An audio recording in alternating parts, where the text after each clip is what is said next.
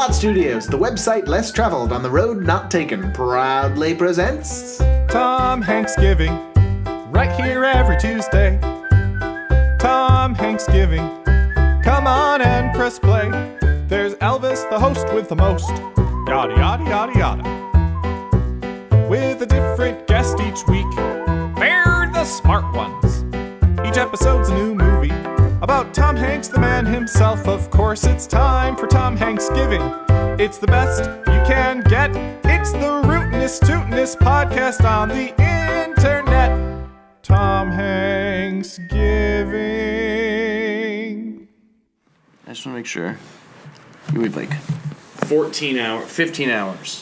You think that's enough time? There's a lot to talk about with Taxi. I don't think we're going to need 14 hours. Does everyone say their full name? It's up to you. You can just be Mitch if you want.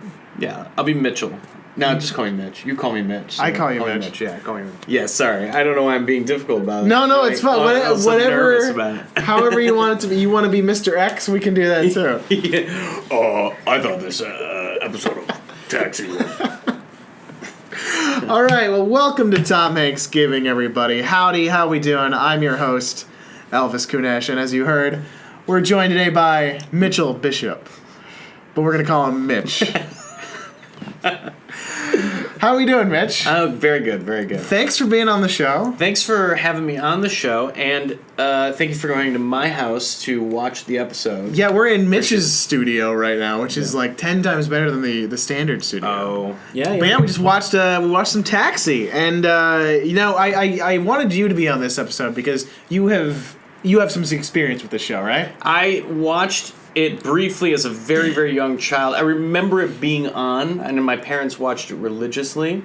And I remember really, it's probably one of the first memories of my, television watching life. Mm-hmm. It was sort of this and, Cheers and, but definitely this, because, it's not like we didn't go and, rent videotapes of Taxi. We saw reruns. It was always on reruns. It was just on regular time. I was 4 years old probably when this show went off the air. Yeah. And I still remember the experience of being up and maybe and catching watching new with my episodes. parents, but not really knowing what they're doing, Yeah. Before we go into the whole what the show's about, just some background. So, we're talking about Taxi, the ABC and then NBC series of Jump Networks that ran from 1978 to 1982. We're talking about... Maybe I didn't see... I do have distinct memories, but that's pretty young. I don't know. That's true. It might have been reruns. But we're talking about specifically Season 4, Episode 23 and 24. It's a two-parter called The Road Not Taken. Both parts directed by Jim Burrows. Part 1 is written by Ken Eston and Sam Simon. Sam Simon of The Simpsons fame. Part 2 is written by Ian Praiser and Howard Gerwitz. And it's a James L. Brooks show. So, of course, it's going to be a classic. And we're talking about episode 23 specifically because this is where Tom Hanks comes into play. Outside of some clips here and there, this is the first I've ever seen of Taxi. Mm-hmm. So I feel like I got it. It's a pretty simple that's the genius of these old shows. Yeah. It's not that there's negative continuity, but it's all very, you can show up any episode and you can kind of get it. It's a simple premise. This is one of the first workplace sitcoms too, right? I don't know. I can't confirm or deny that. I'm pretty sure that's true. They I know that there was a time when Jeff Conway, he was famous for this and playing Kaniki in Grease, and he was on the show, but he wasn't in the later seasons. So I think they either fired him, got rid of him, or something like that. Mm-hmm. In the later season, he played an actor that was kind of like a dim-witted dude, and kind of like the Tony Danza character. Kind of like the Tony Danza character. Was he still? Were they on the show? They were on the show. Time? Yeah, he was on the show at the beginning, and then I don't know what happened to him, but he was phased out the last 2 seasons. I wanted to ask because isn't Carol Kane supposed to be on the show? Carol Kane plays Simka, who is Latka's wife. And if I remember correctly, now so what we watched was probably before she comes. No. She's on. I think the whole. The whole time. Then maybe the whole time, or like at least like in the second season, maybe he meets her in the show. Okay, and they get married. yeah. I think that might happen. Sort of like a Lilith character. Yes, coming in totally. on Cheers. Okay. She's great, and I think probably because I was a kid when the show was on, the Latka character was like the thing I gravitated to the most. You know, Yeah. because he's silly. You know. Oh, he's very silly, and I want to talk about specifically Andy Kaufman's performance and how that ages, and how I have a few questions about Latka in general. But Sure. but like, is there anything just about the show that like you were going to give me a primer before we started, but that I Right. What should I know about this show? You know, you have they're very archetypal characters. There's very like there's Alex, who's Judd Hirsch, who's the star of the show. His name's above the title. Yeah, he's the leading man. Which is interesting. Like I don't know. It's like a dramedy sitcom. And who do we get? We got to get Judd Hirsch for this. I won't do this. James O'Brien's like, I won't do this unless I get Judd Hirsch. He was integral, and it's interesting because like He's kind of plays a background character. yeah, certainly in these two episodes, he's Well, his character in the show basically has no ambition. Like he says he's a. I want to say like early on they're all like, I'm an actor, I'm a boxer. She does art stuff. Okay. And he is like, I'm a driver. That's all I do. That's him, and yeah. Louie are basically like, I'm a driver. I'm the dispatch. Yeah. And then Christopher Lloyd's just the Jim like comes in burnout. eventually. I did a little research and I found out that there was a dude who starts on the show, but then they sort of cut him out too. Oh yeah. Yeah, and then Jim comes on at some point and he sort of like is this crazy character, so they just made him a regular. Yeah, Jim played by wonderfully by Christopher Lloyd, the great, amazing Christopher Lloyd. He kind of like Tons of actors in this show. there's so many great people, and Christopher Lloyd specifically, he kind of reminds me of like he's the Kramer of the show. Yes, yeah, but in a very like loose 70s way. Mm-hmm. You know, in a very like low key. Almost like he's the Vietnam burnout. Yeah, that's what I always thought that character was. So actually seeing this this I guess that does go hand in hand. It's in the 60s and stuff. Yeah, but I mean he's him, talking about protesting isn't worthwhile. Right. Yeah. So then he becomes like a burnout. You know? Yeah.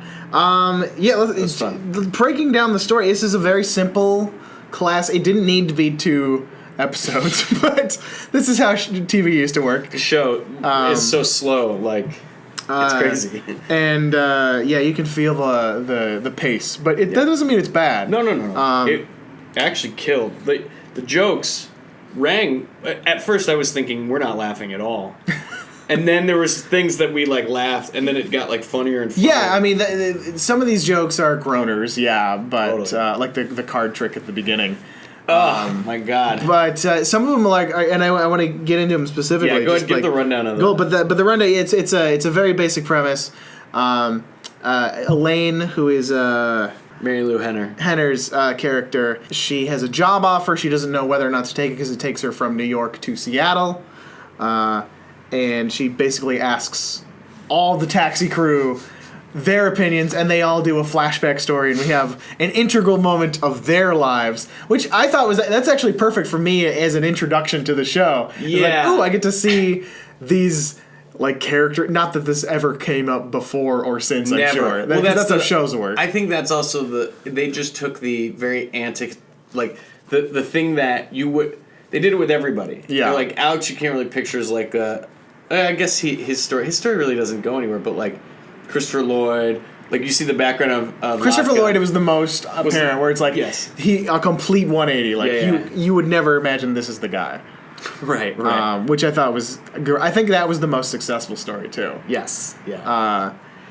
And the one that featured Tom Hanks. even without Tom Hanks though, I think that had the most going on. Although I liked the Latka one. I actually they were all very charming. the Latka one was was sweet, and I wasn't expecting it to get as emotional. And that's something Jim Burrows does really well, because he comes on Frasier and Cheers and all these other shows, and it's a comedy first and foremost, but he can really balance that sweet stuff. I have to say, it doesn't ring for me as well as it probably did in the time when it came out. Oh, no, I feel like it feels a little forced. Like, why in this funny scene?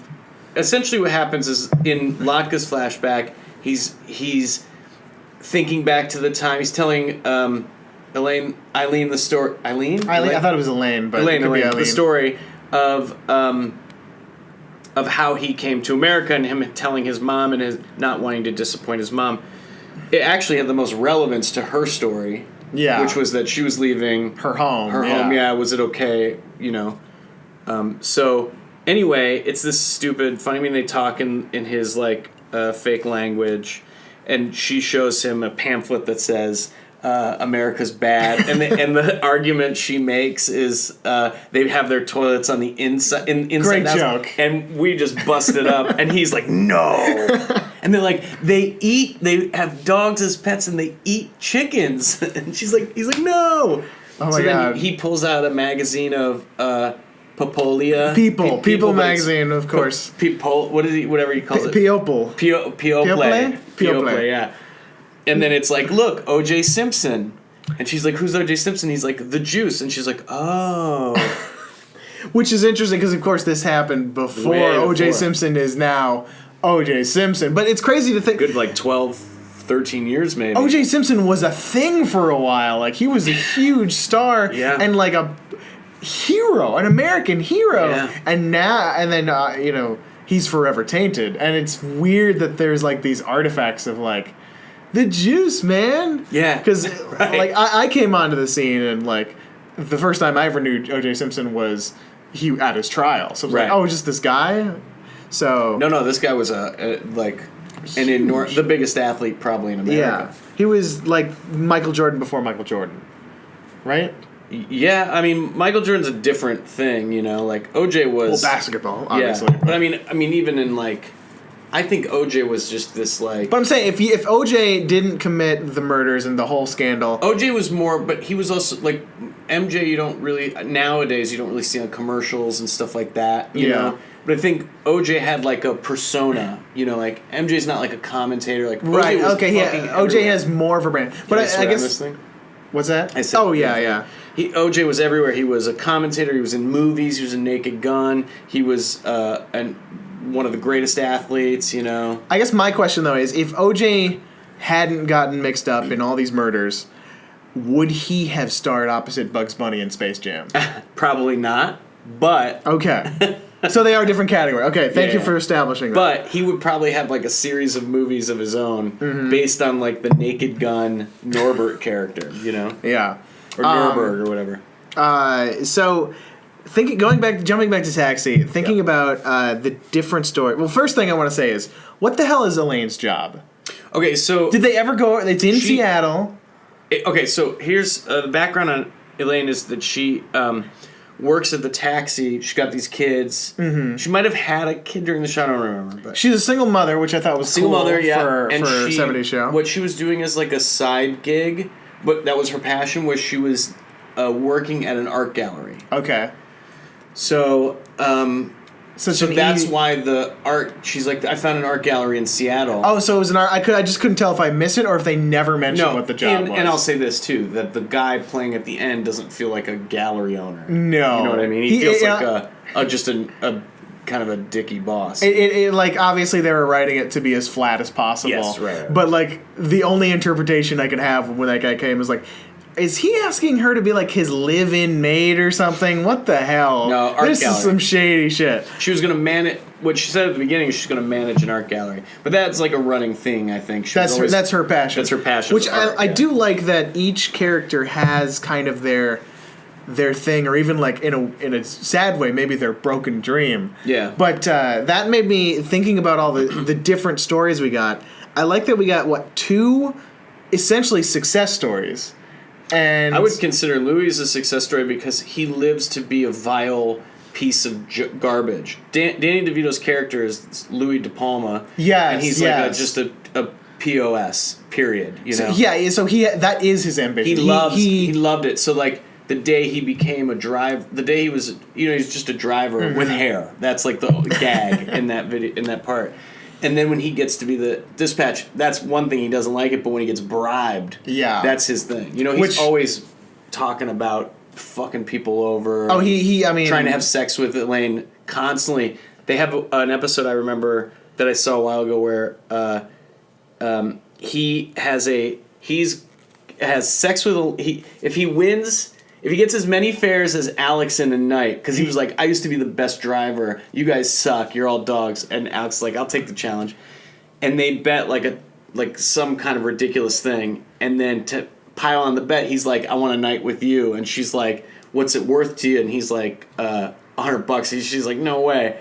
And she's like $500. And he's like, all right. So then. Oh my God. Yeah. So Alex ends up winning with tips. Of course. Yeah, because Latka says tips are included. Yeah. They do a good job of like. DeVito's an asshole, so he's not going to get any tips. Exactly. Yeah, right. yeah. Well, he got all the fares, but he didn't get the tips. Yeah, they do a good job of like mixing it up with. But I thought it was interesting because it's sort of like there's like, okay, so you have DeVito's character, which is essentially a success story, but only specific to that character. But also Latka's story is probably the most uplifting because he followed his ambitions. He got to America. Granted, he's a taxi driver, but like that's kind of he achieved his dream. Right. Everybody else, maybe arguably Tony Danza's character because he didn't throw the fight. He kept to his principles. Principles, yeah. But he still ended up being a taxi driver. Right. But the other two are complete, like, I think Alex's story honestly worked the least for me. It was the least interesting, and it kind of hit too many of the same notes as Jim's story, I think. But he just kind of failed. And I guess it was... he lost his family. He had... he had a daughter that he, like, walked away from... which is like a theme in the first one, I think, or like around, like the early on. He's not. You wouldn't base the show around him with those kind of traits anymore. Unless it was like Breaking Bad, where it's drama. He's first. like the bad guy, no. Or not even but just like the anti-hero or something. But and I like that. It's interesting, but it's also just weird. And I think it's most to jump back to the Christopher Lloyd one. It's just the most strange there because like the whole time we're essentially laughing at this guy's complete destruction of who he is because we know he turns out to be this drugged out, burnout failure, and the whole joke the entire time is we know what's coming. And we're like rooting. Oh, come on, just be fun. But it's like, no, this literally destroys his life. He says, "Is it a here it's a gateway drug," and the audience goes crazy. And it's so true. We're laughing at this man's horrible misfortune. And but they're all kind of happy. That's the thing. I think they all really truly love each other. They treat each other like family. When there weren't cell phones and like computers everywhere, like. It was hard to know who to trust, and also like if you were in this taxi cab world, you could think like, well, these people actually do have a love for each other and look after each other because they don't have really anybody else, Yeah, I feel like there's I don't know if it really exists anymore in television, like in the shows that are new, because maybe mostly just because I don't watch new TV that often. But like specifically sitcoms. But I think like in this golden age of sitcoms, there was this sort of mentality, especially with workplace sitcoms. If you can't do what you love, love who you do it with. Yeah, and it's almost. I mean, this Taxi more so than Cheers, I even think. But it's almost like a celebration of mediocrity and like this like. Yeah. These people aren't great. They're kind of the losers, but that doesn't make them bad. Right. And I think that's kind of sweet. Yeah, well, also, I don't think that people, nowadays it's like, I think it's like a different attitude, right, towards success, It's like there was a little bit more realistic in our media about like, like life's just kind of like going day to day, you know. Is much more, let's just do a show about the underdogs. Yeah, let's just be like, let's show, like, this is a good setting for these sort of, underdogs, instead of being like, she's a high-powered lawyer. Yeah. You know, he's the DA. The one thing, I mean, obviously, and it's going to depend on what your show's premise is, so obviously you're going to go on different things. But one thing, like, I like that it's a show about just real people, and sometimes they're failures, sometimes they're not, but they're still people worthy of, of value and whatnot. Right. And love, and they love each other, and that's great. But I wonder, and maybe I'm just feeding too much into this, and tell me if I'm crazy and paranoid. But I have to wonder, is there a insidious nature to these kinds of shows? Maybe not Taxi specifically, but an insidious nature where it's like, no, you should be happy where you are because it's fine. And here's these kind of shows to be like, oh no, we're not achieving our dreams, but it's fine. Let's laugh about it and have a still frame, and everything's okay. No, I think... Or is that just the nature of... kind of the opposite. I think that there is this, like... I think our society today is like, win, win, win. If you're not moving forward, like sharks move forward, or they die. Yeah. Like this, like, be the bigger you, the better you, the stronger you, And back then... And I don't know, because I didn't really... I grew up in a simpler time, but I look at the world differently. I mean, we're watching this show. Basically, I'm analyzing the show through now. Yeah. So there's no way there was they clearly like the characters. They clearly embrace them as real lovable people. I think the sort of story is like, hey, be a good person. As long as you're a good person, doesn't matter what the hell you do or how much you make. Like, they all have ambition. But then even though they fail at it, like, that's the reality of it. Most people fail at their ambitions, And I guess I like that that's a good point you made, where it's not, the show, like the camera, the show's presentation, it's not making fun. I mean, outside of the flashback to Christopher Lloyd's character, that's where I have a... I mean, they make fun of him, but they also... but the loving... this character we've seen now for 5 seasons. Like, right. 4 seasons It's not intentionally making that distance, but like when you think about it, like, that's really fucked up. Yeah, but sure. No, but the you show... make those jokes now. Yeah, but the show is... it certainly loves its characters. Yes. But it's interesting that so many shows that are so successful now are all about how terrible the characters are. You look at Seinfeld, or you look at especially Always Sunny in Philadelphia. Yeah. And there's that... It's weird, like, we're laughing at them for being terrible, but yet we're still relating to those. So maybe it's interesting that maybe there is something missing with having a show like Taxi, where it's like we're relating to people, but they're actually good people. Yeah. I mean, the same could be said, too, for Cheers. Cheers, I think, is a little more relatable because there were there was a different class. Like, there were poor people and rich people on that show. Yeah. So, and they all mingled, so there's, like, this sort of utopian harmony in Cheers, except for the guys upstairs and all the other people they hate, Well, I mean, now they all share kind of a DNA, so it's perfect. Like, Taxi is, like, the lower class. Yes. Cheers is the middle, where everything comes to come together, and then Frasier is the upper crust echelon, and the dad is he's the counterbalance, the anchor that weighs it down. Really. Yeah.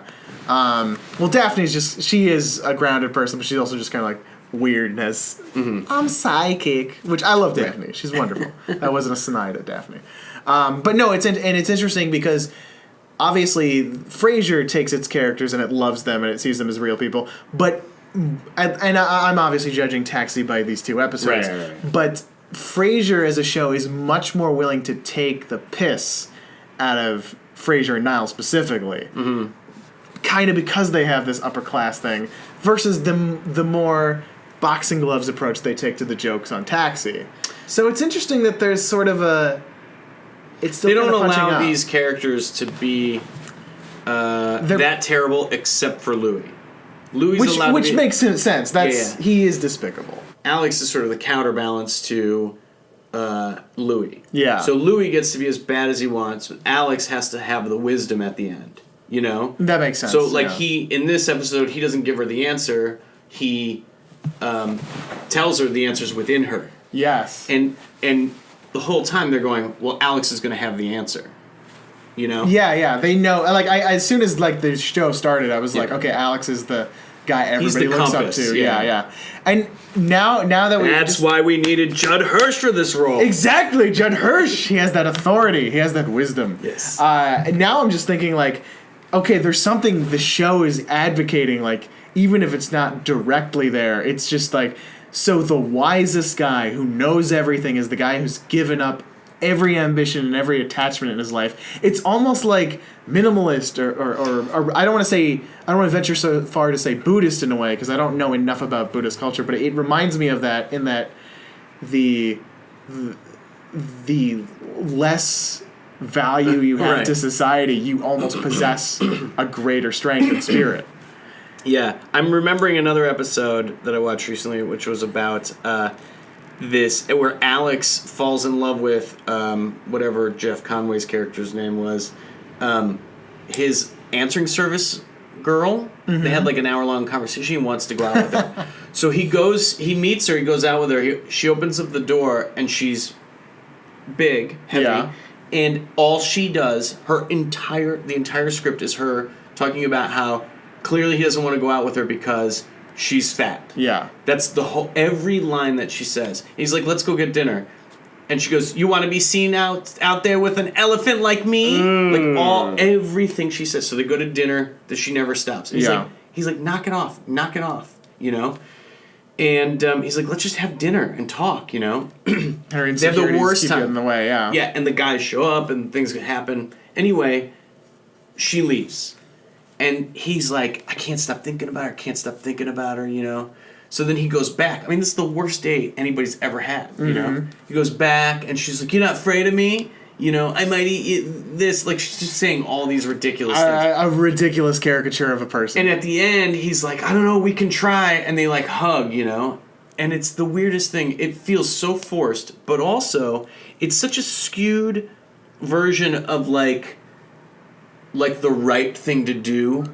Yeah. In like 1980 or whenever it was, like 1978. Yeah. It was like this is like you have to help these people. You know, like it was just this very it's not skewed, dated approach to it. Handling it well, but it has trying good to intentions. it's trying to do like the right like guilt-free. How do we handle fat thing, people? My God. Right. Well, fat we'll do an women. episode about a fat woman. You know, and he'll God forbid. And the man will give her confidence at the end. That's it was it was long before Roseanne. Yes. Oh my God.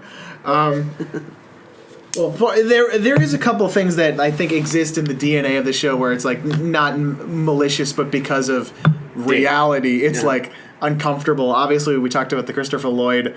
Drug addiction. The drug addiction. We're laughing at his eventual horrendous downfall. But also, Latka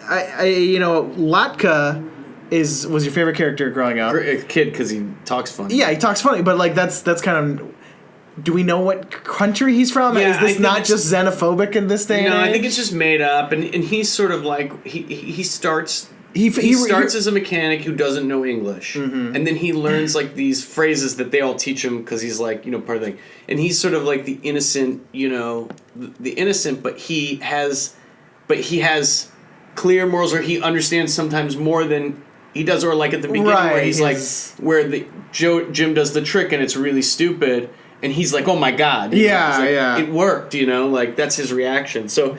There's also like a thing where he has schizophrenia or something like that. Weird. And then because I think Andy Kaufman wanted to play like the Tony Clifton character and do like an Elvis thing, and so there's like a subplot where he's like snaps out of it, and is like these other things. He's just a wackadoo, He seems. Oh yeah, obviously it's like okay, we have Andy Kaufman. He kind of does this sort of thing. Let's find a character for him. And I think it mostly works, but it's also weird because it's like. When I was watching it, it felt like, okay, this is family-friendly Borat. Yeah, except he's like really sweet.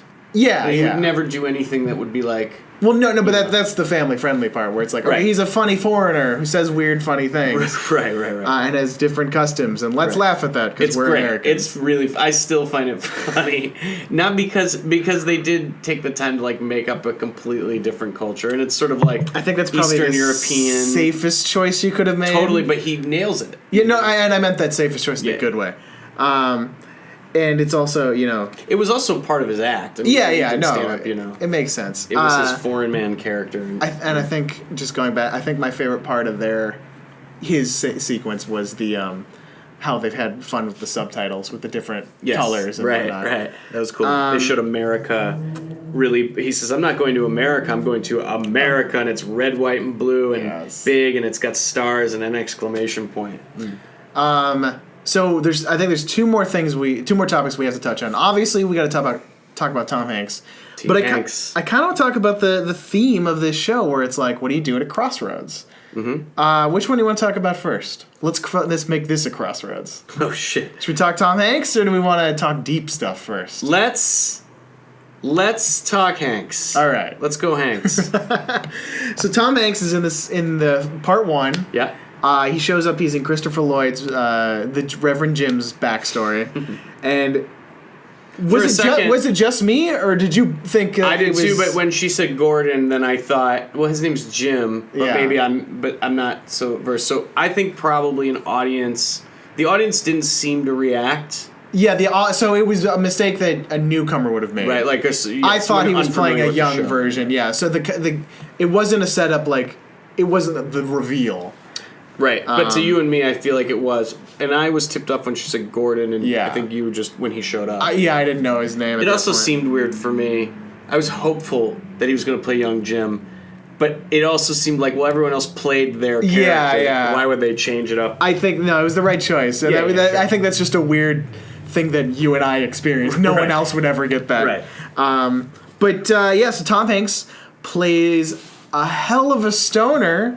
And we're recording. I mean, this will come out weeks later, but we're recording this the day after 420. Hell yeah! So that was appropriate. He plays a guy named Gordon, who is exactly what Jim at college at Harvard would not want to be. But you would expect him to be. Yes, right. So he's even wearing like the vest and like Jim always wears that like jean jacket. Yeah. And like Tom Hanks is like sort of like the hippie Harvard guy, and Jim is the straight-laced, studies all the time, doesn't do drugs. He shows like he's Frasier as soon as he shows up, essentially. Right. Now this is interesting because this is Tom Hanks comes into this episode it's in 1982, which is the year he finished starring in Bosom Buddies. That was the end of their second season. Right. So he is already on known NBC on TV. or on when? I'm not sure where. The only reason I ask is because I feel like he got a lot of leverage as far as getting to play around. And improv maybe a little bit. I think he was like, I didn't notice it. Maybe they didn't have an opening credits, or if they did, I missed it.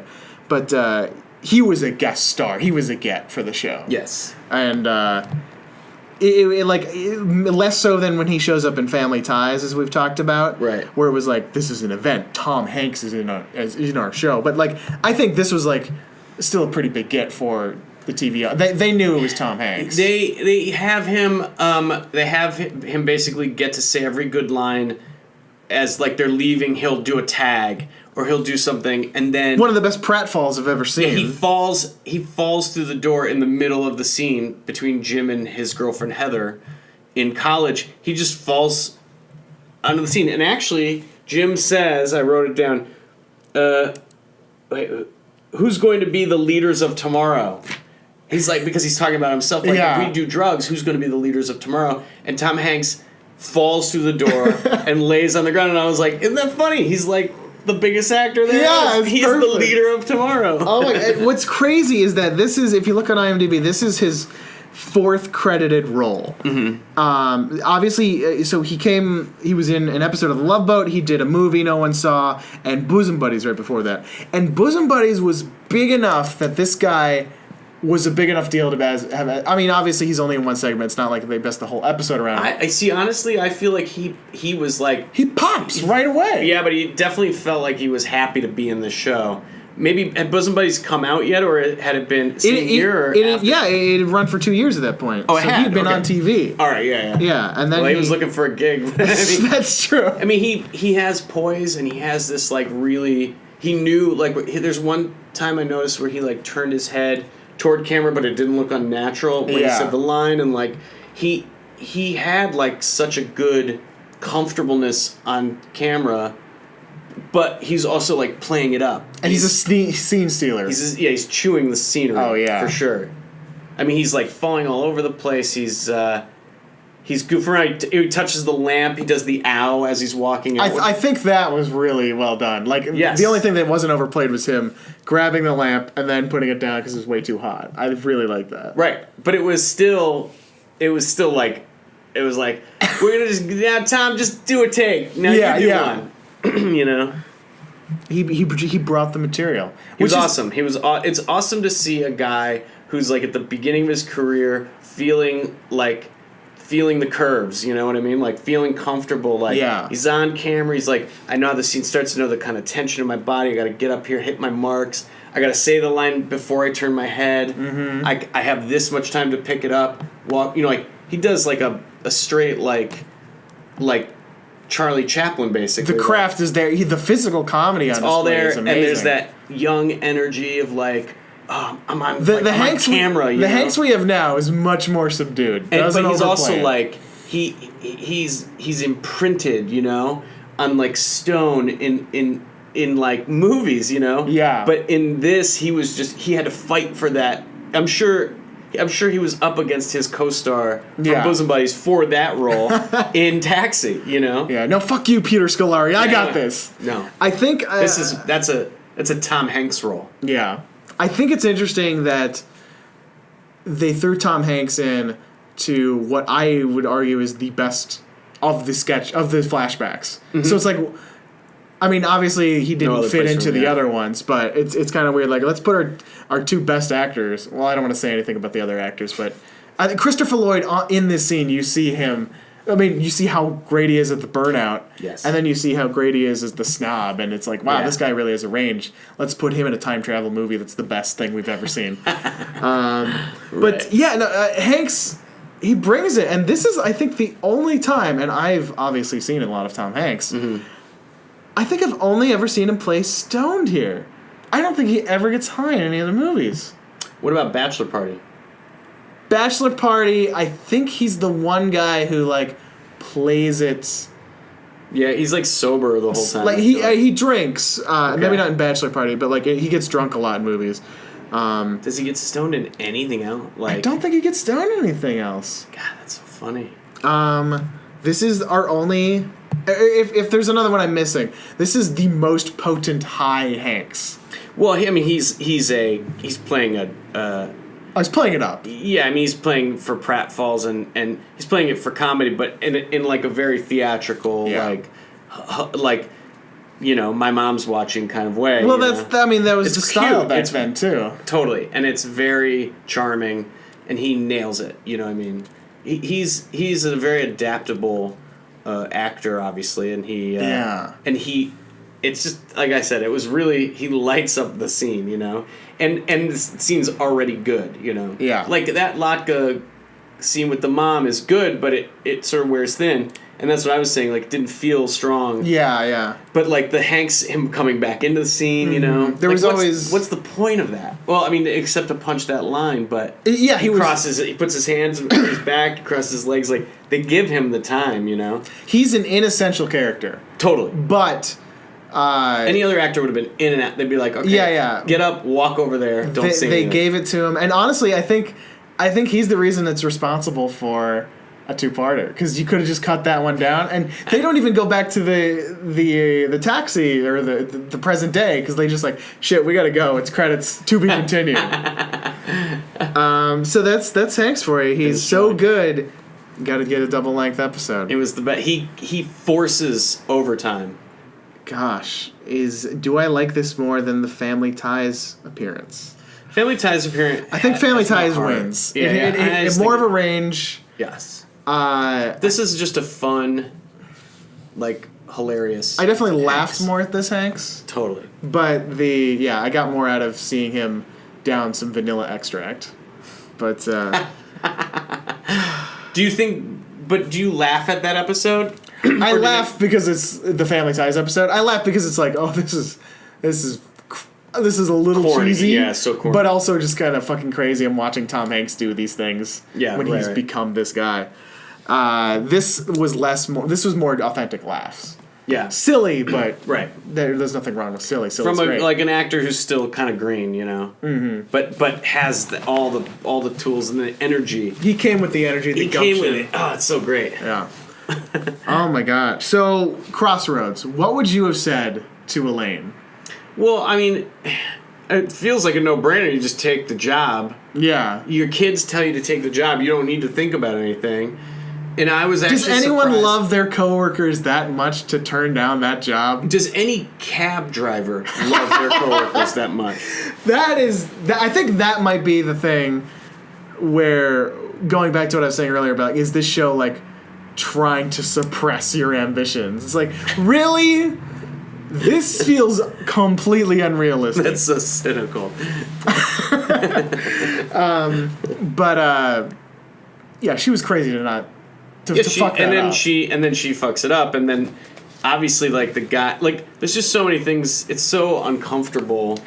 And that's something I noticed in looking at a couple of these episodes was that it's such a loose show that it's very uncomfortable at times when it's supposed to be kind of funny, but they're not like hitting the mark. Like Yeah. he pushes her at one point. Yeah, You're that like- was weird. You're like, but that was okay maybe then. But I now mean, you- no, it wasn't. But Right, it was right. accepted back then. She pushed him, and then they don't have him push her again. Which I was like watching. Okay, Yeah, right. don't you dare I'll touch her fucking jump again. through that TV, I bro. will. I'll pop you in the fucking mouth, Baldy. Oh my god. Yeah, she should have taken the job, period. There's no question about it. She works at a cab stand. Her poor children. Her best friend is an apathetic guy who pissed his whole life away. See, that's where I keep coming down. Like, I think this show's actually kind of negative. No. I like the No. celebration and like the embracing of like But the you know what? minimalism, but this is a terrible situation for all these people. Do you know what it's like? Kardashians are a terrible situation for everyone. You know this what I mean? is a Like, better show to watch than the Kardashians. I agree. absolutely. But I also think that I think this show gives a realistic portrayal. I don't see. That's the part I actually don't feel. I don't feel like it's realistic for sure. Oh, But I certainly also not. think it's interesting. There's no way they would be that in that. No. There's nothing bullpen realistic that about long. Any sitcom is all pure bullshit. But I don't agree with you in the fact that it's a negative because I think that we don't show people like that and celebrate people like that enough. You know what I mean? True. I think that we just we have a thought of people like this, and we put that on there that they can't feel like successful. But I think Alex is the wise old man. You know, he is successful in his mind. People got to drive cabs. You know. Yeah. So I don't think it's taking the piss out of him. I think she makes a bad decision. And a lot of people make bad decisions. I think, you know? and that's like I think where I continue to have a weird. It's funny that I like that you're having this this Because- reaction because it's super interesting. It's something I've never thought of. You know. What you just say, we need people to drive cabs. That is true. Yeah. So there's nothing wrong with being a cab driver. Right. So I'm coming in like, am I bringing my own shit into this, or is it like is it I think fucked we're up that ready to- anyone needs to be a cab driver? Is it fucked up that that's someone's life? No, it shouldn't be. But at the same time, like, who wishes for that? And it's. I don't know. I don't know if I have a point here, but the show is making me think. Which I wasn't sure I was going to get, so Yeah. I appreciate 2 weeks that, later, you're going to be Taxi. doing this podcast from a cab in New York City.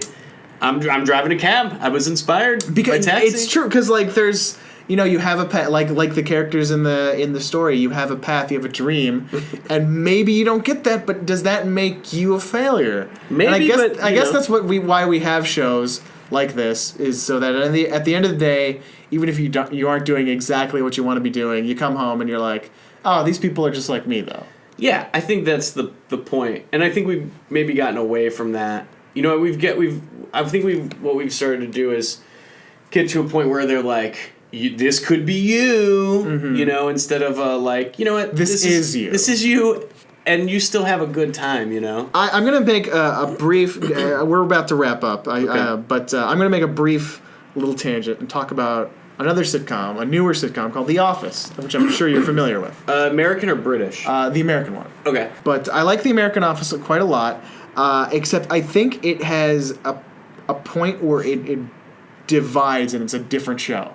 The first 3 seasons, I think, are a show like Taxi in that it's like, this is you. This is your real life. It's about the small victories you have in your unending, mundane, monotonous, real, boring job life. Because that's what real people are. And then after that, it just becomes there's still funny stuff and the actors are all very good, but then it just becomes this kind of cartoon of itself where it's like people have their dream jobs and people fall in love, and it's like Michael Scott in real life. They win too much. They win too much. Yeah, and these people don't ever really totally win. Yeah, which she thinks she wins in this episode, but she loses, and thankfully they have Tony go, but she accepted it. Yeah. You know? And I think that's actually maybe I'm going to just make big claims here because it's the end of the show. We got to make it big and important. Okay.